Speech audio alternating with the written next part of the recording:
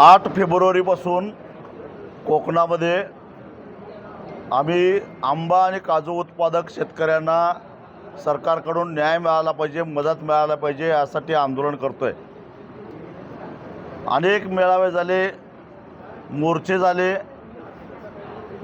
4 तास मुंबई गोवा राष्ट्रीय महामार्ग अडवून बघितला, पण अजूनही सरकारकडून म्हणावा तसा प्रतिसाद नाही। सरकारनं हेक्टरी 22,000 रुपये आंब्याच्या कलमाला जी मदत जाहीर केली आहे ती अत्यंत तुटपुंजी आहे। हेक्टरी 22,000 रुपये म्हणजे साधारणपणे एका कलमाला 220 रुपये। त्या कलमाची राखण करायला असणारा नेपाळी माणूस दिवसाला 800 रुपये पगार घेतो।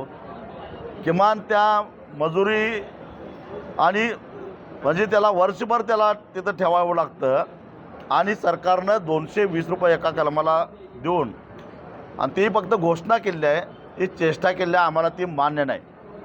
कलमाला 5,000 रुपये आंब्याला आणि हेक्टरी 3 लाख रुपये काजूला मदत ही सरकारनं केलीच पाहिजे। विमा कंपन्या विम्याचे पैसे भरूनसुद्धा आंबा आणि काजू उत्पादकाला विम्याची संरक्षित रक्कम द्यायला तयार नाहीत। आणि हे सारे प्रश्न असताना आमच्या महाराष्ट्राचे मुख्यमंत्री हे पश्चिम बंगाल, तामिळनाडू, केरळ इकडं लुंगी लावून प्रचार करताना दिसत आहेत। इथं कोकणामध्ये शेतकरी टावं फोडतोय, त्याला आंब्यावर उचल देणारा व्यापारी त्रास देतोय, औषधं उधारीवर देणारा दुकानदार त्रास देतोय। एका आंबा उत्पादकानं आत्महत्या केली तरीसुद्धा ना कोकणातले नेते जागे झाले, ना सरकार जागं झालं। हे सगळं बघितल्यानंतर आता आंबा उत्पादक शेतकऱ्यांनी एक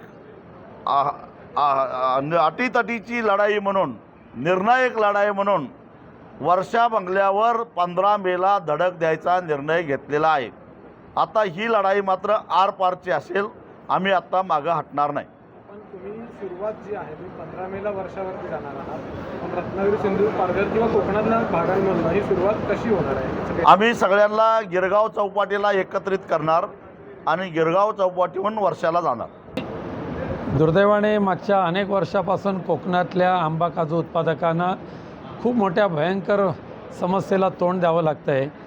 यावर्षी तर मागच्या 25 वर्षामध्ये झालं नाही एवढं कमी उत्पादन यावर्षी आंबा उत्पादकांचं झालेलं आहे आणि त्यामुळे साहजिकच आहे, आंबा काजूवर ज्यांची वार्षिक उपजीविका अवलंबून आहे तो संपूर्ण आंबा काजू बागायतदार शेतकरी उद्ध्वस्त होतो आहे। अशा या आंबा काजू उत्पादक शेतकऱ्यांच्या पाठीशी प्रत्येक वेळेला शिवसेना उद्धव बाळासाहेब ठाकरे खंबीरपणे उभे राहिलेले आहेत। यावर्षीचा लढा ह्या दोन्ही जिल्ह्यातील नव्हे तर संपूर्ण कोकण किनारपट्टीतील आंबा काजू, नारळ ह्या उत्पादकांचा लढा उभा करण्यासाठी माननीय राजू शेट्टी साहेबसुद्धा त्यांच्या मदतीला जबरदस्त ताकदीनिशी उतरलेले आहे। त्यांचं आम्ही स्वागत केलेलं आहे। आणि मागच्या आठवड्यात सिंधुदुर्गामध्ये उभं केलेलं आंदोलन, त्या आंदोलनामध्ये सुद्धा शिवसेना उद्धव बाळासाहेब ठाकरे पक्षाचे सर्व पदाधिकारी पूर्ण ताकदीनिशी उतरले होते। आजसुद्धा रत्नागिरीमध्ये शिवसेना उद्धव बाळासाहेब ठाकरेचे पक्षाचे सर्व पदाधिकारी या ठिकाणी उपस्थित राहिलेले आहेत आणि या भविष्यातल्या 15 मे रोजी वर्षावर धडकणारा आंबा काजू व्यापाऱ्यांचा, उत्पादक शेतकऱ्यांचा जो धडक मोर्चा असेल त्यामध्ये सुद्धा माननीय उद्धवजी ठाकरे साहेबांच्या आदेशान्वये आम्ही पूर्ण ताकदीनिशी उतरणार, त्यामध्ये कोणतीही शंका नाही।